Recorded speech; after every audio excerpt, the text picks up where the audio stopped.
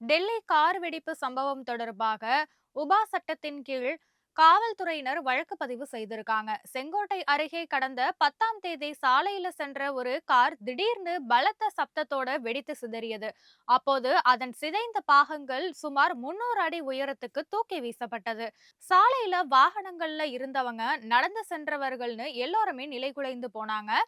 இந்த சம்பவத்துல உயிரிழந்தவர்களுடைய எண்ணிக்கை 15ஆ அதிகரிச்சிருக்கு. பல பேர் காயமும் அடைந்திருக்காங்க.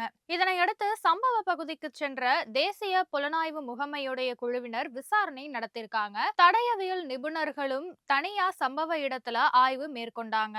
காவல்துறையுடைய சிறப்பு பிரிவினர் இறந்தவர்களை அடையாளம் காணும் பணியை மேற்கொண்டிருக்காங்க. இந்த சம்பவத்துல தொடர்புடைய கார் எங்கெல்லாம் போனதோ அந்த இடங்கள்ல சிசிடிவி காட்சிகளை டெல்லி போலீசார் கைப்பற்றி விசாரணை நடத்தி வர்றாங்க. கார் வெடிப்பு சம்பவம் தொடர்பாக உபா சட்டத்தின் கீழ் காவல்துறையினர் வழக்கு பதிவு செய்திருக்காங்க. இது சதி செயலா இருக்கக்கூடும்னு சந்தேகம் எழுந்த நிலையில உபா சட்டத்தின் கீழ் வழக்கு பதிவு செய்யப்பட்டிருக்கு. சட்டவிரோத செயல்கள் தடுப்பு சட்டத்தின் கீழ பல்வேறு பிரிவுகள்ல டெல்லி காவல்துறையினர் வழக்கு பதிவு செய்திருக்காங்க.